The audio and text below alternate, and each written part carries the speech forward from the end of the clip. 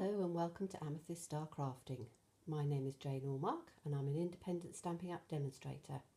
And today I'm going to show you how to do this lovely background effect, which looks like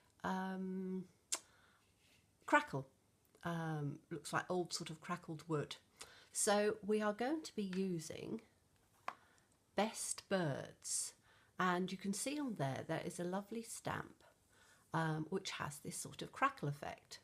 So I thought I would do it in blue and grey because I thought that gave that sort of crackled old paint that you get on some of the lovely old buildings. So we're going to use two ink pads, which is Marina Mist and Smoky Slate. And today, instead of our sponge daubers, I'm going to use these little sponge wedges. Now, we do these really great stamping sponges. They come like this. You get 3 of them, and you can cut them down into 8 pieces, which gives you a lot of different sponges. You can wash them, you can label them, so you can have one for each colour. So let us start. You move this one just out of the way a little bit. And we're going to be using, as I said, Marina Mist and Smoky Slate. So what we need to do is, let's have one on each one. We need to ink up quite well. And we are going to just literally sponge over across the side, building up the colour. I'm not quite sure how well this colour is going to come out on the video, but hopefully it'll be quite good. And what you're wanting to do is to build up the colour. Again, I always say you can start off lightly and build it up because you can always add colour, but you can never take it away. So it's to move it as I go.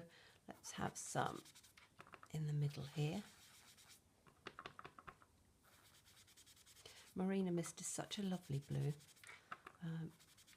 because you can get quite a nice shade with it, but also you can do it really lightly, and it reminds me of summer's days, which is rather nice. Okay, so I'm going to do bits in on the corners here.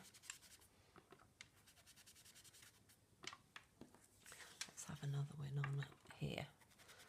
You do need to do it fairly randomly, but it's very difficult doing things randomly. We all tend to do sort of little patterns, so this is sort of getting a bit of a pattern on it, but hopefully when we've added the grey it won't be quite the same. Right, I'm going to now move on to our Smoky Slate, and let's try and get some of this in. So taking the Smoky Slate and again just dabbing it up, adding it in as we go, blending it through. This round on there, because what we want to try and achieve is a old wooden effect where the paint has then started to crack, and it's not sort of brand new paint effect. So by adding these two tones together, it gives that slightly sort of vintage type look. And again, by doing it not completely sort of evenly across, you get, as the wood would have aged and the paint starts to weather, you get that sort of fading, which is why I thought the Smoky Slate would look really nice for this effect. So blend it through as well into the other colours so that you have a, as I say, a sort of a old vintagey type look. I think that's probably about right. We're going to go with that for now, I think. And then we're going to keep the Smoky Slate, and we are going to take from the Best Birds, we're going to take this one, which I've mounted onto a clear block. So we're going to ink that up with the smoky slate. Now you can do it two ways. You can either put the pad to the block, or you can take it other way and put the block to the pad. I sometimes do both, particularly with a lighter colour, because it's sometimes difficult to actually see whether it's lined up completely. Now we're going to take it just slightly off and pressing it down firmly, take it up,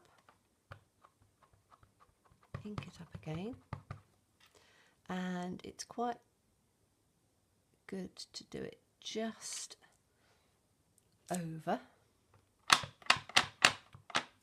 Then you can turn it a bit and line it up again, so you get the different sort of effect of the crackle, because the crackle wouldn't be exactly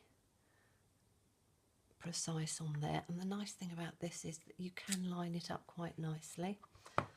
And then we're going to take this, let's turn it round again at the bottom so I can line those little pieces up, and again take it off, stamp it on, and take that piece up there. I'm going to need just a little tiny bit on there, but you can see they're going quite well. And there we have our really lovely Crackle background. Let me bring it up a little bit closer so you can see it. You can see it has an absolutely lovely Crackle background. And as I say, for this card, I just mounted it with some little flowers and a bumblebee and things like that. You could really do any background you wanted, or any card from it, and obviously change the colours. But I just thought it was a really lovely way of achieving a Crackle background just by using a stamp. So I hope you enjoyed the tutorial today. Look forward to seeing you again soon. If you'd like to find out more details, my website is amethyststarcrafting.blogspot.com, and any of the products you see here you can actually buy over on the website. So look forward to seeing you again soon. Bye bye.